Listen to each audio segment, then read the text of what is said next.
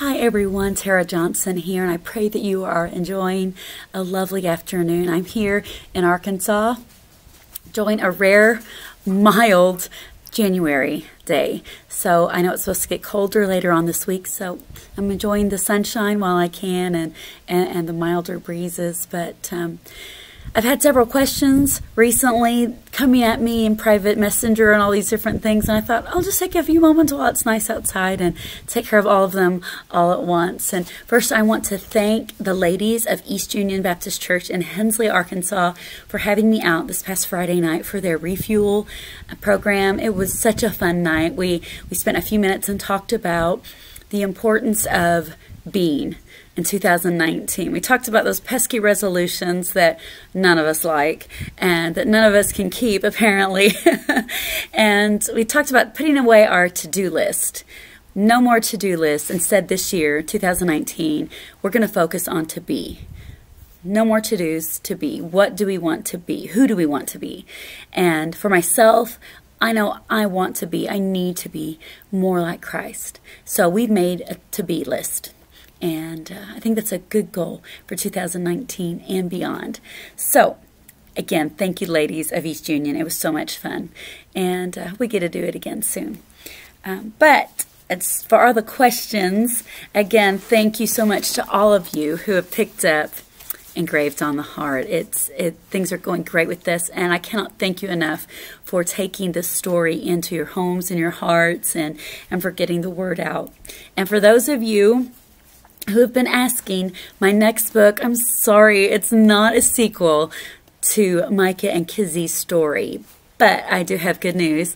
If you go to www.tarajohnsonstories.com and you sign up for my free e-newsletter, that's really hard to say, you can get a free download of a little short story I've written called Where Starlight Glistens, and you can find out all about what's going on with Kizzy and Micah after Engraved on the Heart is over.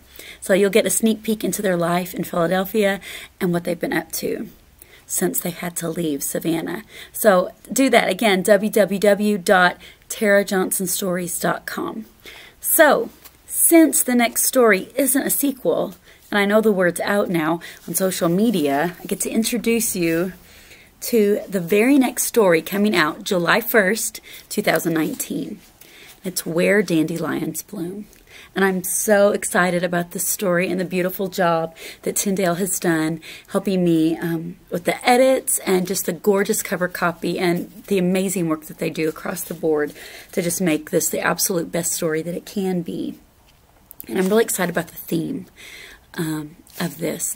The main heroine's name is Cassie Kendrick, and our hero's name is Gabriel Avery. And again, a Civil War story. Cassie's having a really hard time, and the theme of this book is forgiveness. And I learned something very important. I'd heard this before. A writer friend long ago told me, be careful what you write about, because God may test you on it. And boy, she was not kidding. God tested me on this theme in big ways this past year. But wow, what an amazing thing he has done. I've learned so many beautiful truths about forgiveness. And I'd always heard that, you know, forgiveness is, I think it was Samuel Clemens that said that forgiveness or unforgiveness, anger, just poisons the vessel that it's held in, which is true. But it's also exhausting. In the Bible, in the scriptures, it talks about unforgiveness being like a chain or a cord that binds you to the person that you're refusing to forgive. And I got to thinking about that as I was writing this story. Cassie really struggles with unforgiveness towards her father, who is a very abusive, alcoholic father. And she struggles with that. I struggled with some issues writing this story. Not with my dad, but with some other issues that were totally separate. But I thought about that and that cord that bound Cassie and her father. Any time that we refuse to forgive someone or to hold on to our anger, our resentment, it's a cord that binds us to them. It's like dragging a weight behind us. And as I was thinking about that, I thought, okay, if I'm dragging a weight behind me, I'm dragging a person behind me, giving them space in my head. Who's the one doing the work and all that dragging? I am. I'm the one dragging all of that misery and anguish and weight behind me. My kids have really gotten into the Titan games with The Rock recently. It just hit the airwaves this past few weeks. And at the end of this big obstacle challenge they have to do, the contestants have to drag a 200 to 250 pound iron ball across the stage and use the chisel attached to the end of it to bust open cement. Unforgiveness is like that. You're dragging somebody behind you. Well, you're the one doing all the work. It doesn't affect the person that you're refusing to forgive at all. Asking God to help you forgive cuts that cord completely and allows you to be free. It doesn't undo the damage. It doesn't invalidate what happened.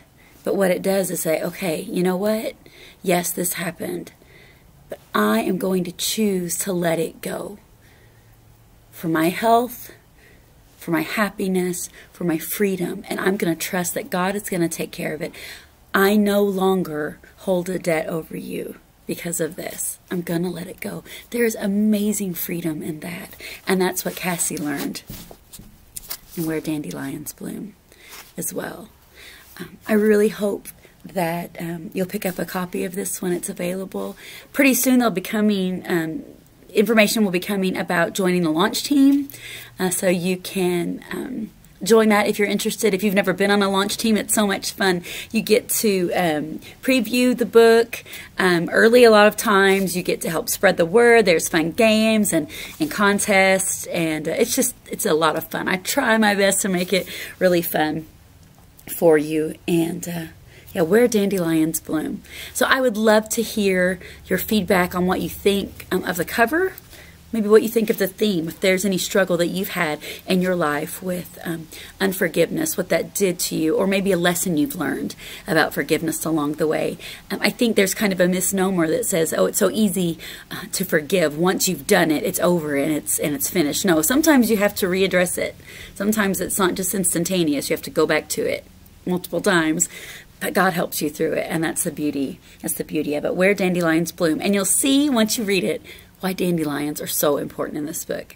And I'd also love to hear, growing up, I loved dandelions. I still love dandelions. I've discovered adults seem to hate dandelions for very strange sometimes reasons, but also valid reasons. So like, oh, they clutter up my yard, they mess up my flower bed. But I've learned universally almost across the board that children love dandelions. So I would like to hear from you. Love or hate dandelions? And what have you learned about forgiveness? You can find me on my website, again, www.tarajohnsonstories.com. You can find me on Facebook at Tara Johnson Author, Twitter at Tara Ministry. I'm on Instagram. I think it's Tara Johnson Author, maybe. I don't know. You'll find me on there somewhere. But I'm around. If nothing else, just go to the website, and there's an easy link there. But look for this. It is available now for pre-order already on Amazon, and I think ChristianBook.com as well, as probably many other retailers. Yeah, Tyndale as well, Tyndale.com. Best publisher. So awesome. Thank you guys so much. And if you have any questions, just send them my way. Thank you so much. You're loved. Blessings.